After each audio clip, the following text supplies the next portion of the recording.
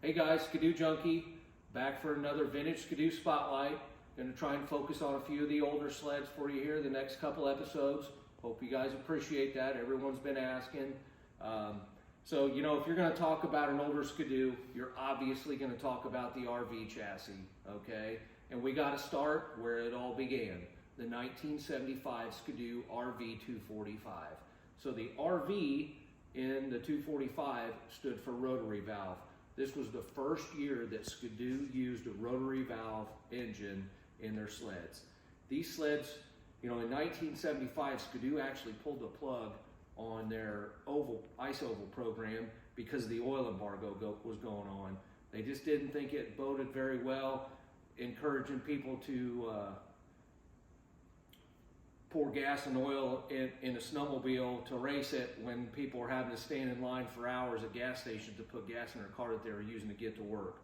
So that with that being said, they relied on the consumer to be their race team, and they couldn't have picked a better sled to do that with. You know, this is a true race-inspired chassis. These sleds weighed 320 pounds total, dry weight. I mean, they were light as a feather.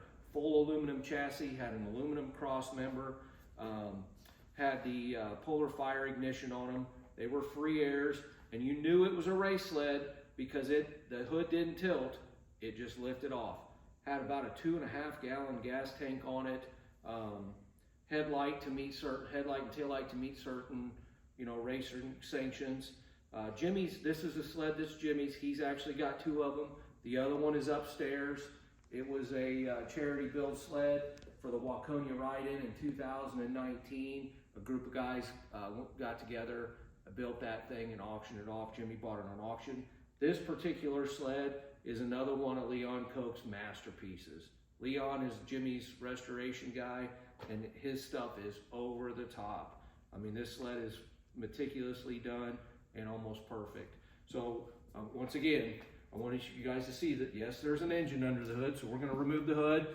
Devin's going to zoom in here and let everybody take a peek at it real quick.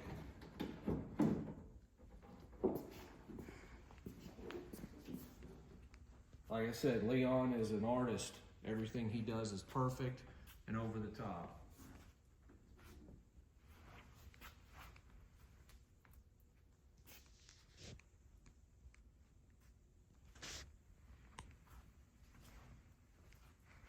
Very few of these sleds actually survived. Most of them were raced, and the RV chassis sleds seem like they'll be timeless. They're forever, and you know, guys continue to want to acquire them for their collections, and for that reason, they continue to appreciate in value.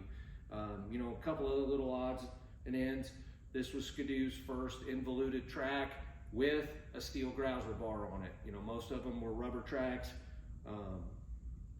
but neat sleds nonetheless. I personally don't have one, maybe one of these days.